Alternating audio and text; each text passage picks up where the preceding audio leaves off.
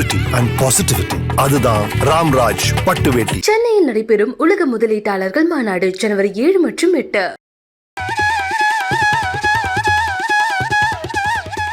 தனுசு ராசிக்காரர்களுக்கு எப்படி இருக்கு? தனுசு ராசி டேம்ஸ் அட் தி ஸ்கை. அவங்க எப்போதுமே அவங்க நோக்கங்கள் எல்லாமே உள்ளுவதெல்லாம் உயர்வுள்ளல் இருக்கிறதுலையே ரொம்ப உயர்ந்த நோக்கம் இருக்கு.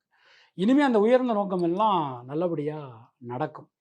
ஏன்னா 2014 டிசம்பர் 12லேருந்து 7.5 சனி ஆரம்பித்தது இப்போ தான் முடிஞ்சிருக்கு. எப்பா எப்பா எப்பா எப்பா வந்து உயிர் மட்டும்தாங்க இருக்குது. எல்லாத்தையும் இழந்தாச்சு. அதாவது படாத அவமானம் கிடையாது. எந்த ஒரு விஷயத்தை எடுத்துட்டாலுமே ரொம்ப கஷ்டம். எல்லாமே நடக்கிற மாதிரி இருந்து நடக்காமல் போகக்கூடிய ஒரு தன்மை.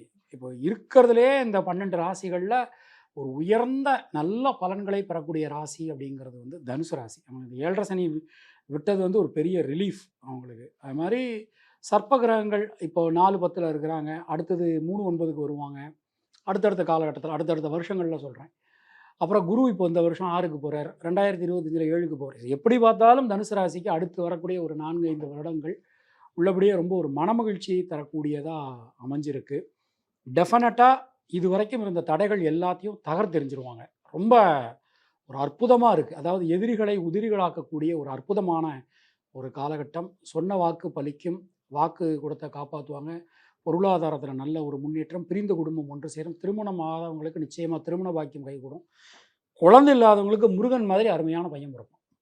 ரொம்ப அழகான ஒரு நல்ல குழந்தை பாக்கியம் கண்டிப்பாக இவங்களுக்கு உண்டு.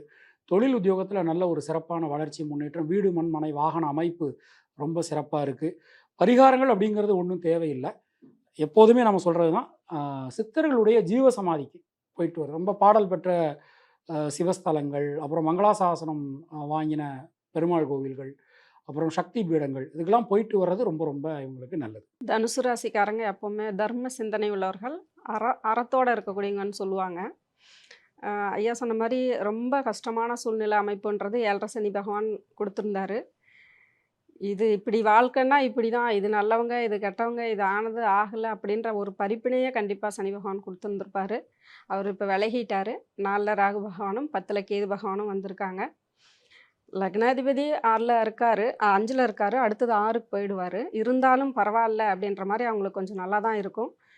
அதாவது அவங்களுடைய தொழில் விஷயம், அந்த 10ல் கேது அமைப்பு இருக்கக்கூடிய சார்ந்த தொழில்கள் எது செஞ்சாலுமே அவங்களுக்கு முன்னேற்றம் கொடுக்கும். அது வந்து பார்த்திங்கன்னா சித்தா வைத்தியர் மாதிரி, வக்கீல் சம்மந்தப்பட்டவங்க, டாக்டர்ஸ், அக்ரி சம்மந்தப்பட்டவங்க, இந்த மாதிரியான தொழில் விஷயங்கள் இருக்கிறவங்களுக்குலாம் நல்ல பிரம்மாண்டமாக கொடுக்கக்கூடிய அமைப்பை கொடுக்கும். வீடு மண்மனை யோகா அமைப்பு நல்லாவே இருக்கும் ராகு பகவான் 4ல் இருக்கிறதுனால. அதே மாதிரி முயற்சி ஸ்தான அமைப்பில் வந்து சனி பகவான் உட்காந்துருக்கறனால கொஞ்சம் அவங்களுடைய ஸ்டெப் பை ஸ்டெப்பாக அவங்களுடைய முயற்சி அமைப்பு வந்து கொஞ்சம் தடைபடக்கூடிய சூழ்நிலை. ஏன்னா அவர் கொஞ்சம் மந்தத்தை ஏற்படுத்தக்கூடியவர், தடை பண்ணக்கூடிய அமைப்பை கொடுப்பார். இருந்தாலுமே ஒரு கடும் முயற்சியோடு அவங்க எந்த விஷயங்கள் செஞ்சாலுமே ஒரு வெற்றியோட அமைப்பாக அவங்க வருவாங்க. அவங்களுக்கு திருமண பாக்கியம், குழந்தை பாக்கிய அமைப்பு, வீடு மண்மனை யோகா அமைப்பு எல்லாமே நல்லாயிருக்கும். குறைஞ்சபட்சம் அவங்களுக்கு ஒரு 6 மாத காலங்கள் நல்லா ஆகிற மாதிரி இருந்து அப்புறம் டவுன் ஆகிற மாதிரி இருக்கும். அதுக்கப்புறம் மறுபடியும் அவங்களுக்கு நல்ல வளர்ச்சியை கொடுத்துரும் அப்படின்ற மாதிரி தான் இப்போ நடைமுறையில் இருக்குது. அதனால் தனுசு ராசிக்காரர்களும் நல்லா சுகமாக வாழக்கூடிய அமைப்பு உண்டு. தனுசு ராசிக்காரர்களுக்கு 3ஆம் இடத்தில் சனி. அது என்னமோ தெரியல சார், எல்லாரும் போனால் வழக்கமாக அம்பத்தூர்லேருந்து நம்ம வந்து போகிறதுக்கு ஒரு 65B பஸ்ஸு பூந்தமல்லி போகிறதுக்கு போகிறோம். எல்லாருக்கும் பஸ்ஸு வரும், நமக்கு மட்டும் போனால் பஸ்ஸே வராது. நம்ம அப்போ என்ன பண்ணுறோம், உடனே ஒரு ஆட்டோட கோவம் வந்து வேலை கிளம்பும், பின்னாடியே 3 பஸ் வரும் போல். இதே போன்ற பிரச்சனைகள் முயற்சி நம்ம எங்கன்னா தலை இடிச்சிக்கிறது, அது போல் சின்ன சின்ன சின்ன சின்ன டார்ச்சர்ஸ் சனி கொடுத்துட்டே இருப்பார். சனி எதுக்காகனா உங்களை டியூன் பண்ணுறாரு, பேச சொல்லித்தரார், அவையடக்கம் சொல்லித்தரார், எப்படி பேசணும்.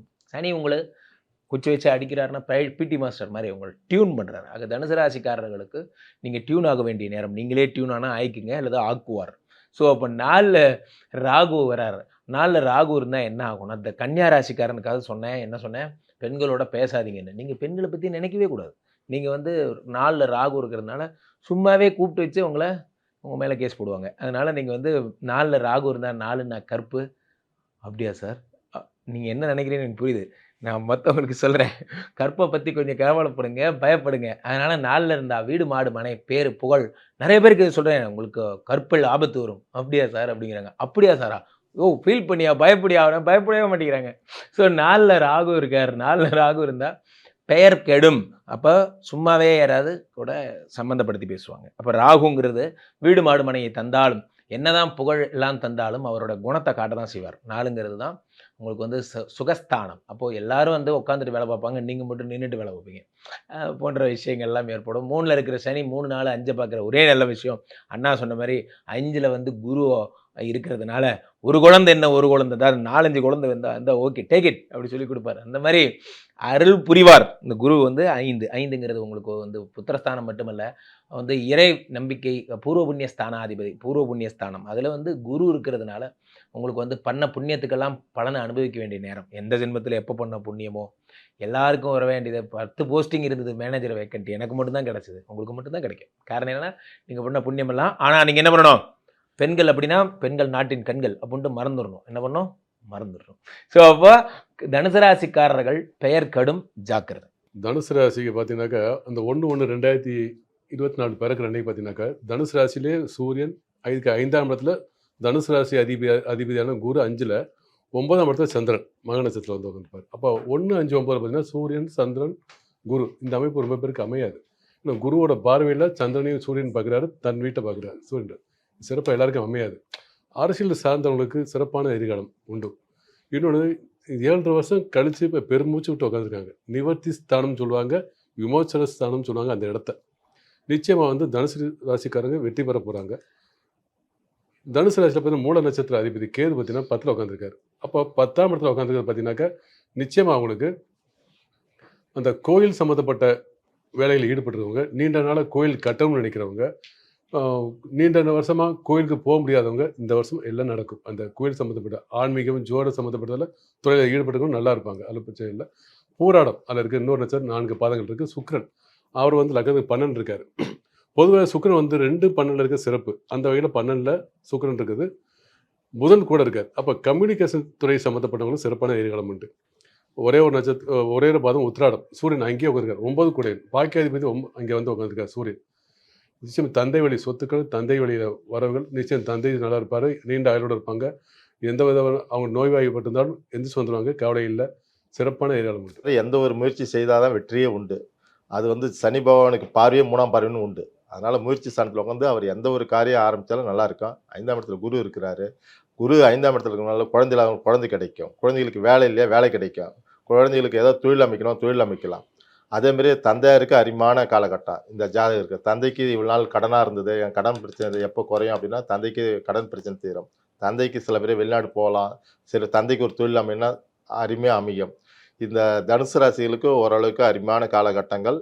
அதனால் ஒன்றும் பயப்படுத்தவில்லை. அவங்க எதையுமே பார்த்து நிதானமாக செஞ்சால் சூப்பராக இருக்கும். பியூரிட்டி அண்ட் பாசிட்டிவிட்டி, அதுதான் ராம்ராஜ் பட்டு வேட்டி. சென்னையில் நடைபெறும் உலக முதலீட்டாளர்கள் மாநாடு ஜனவரி 7 மற்றும் 8.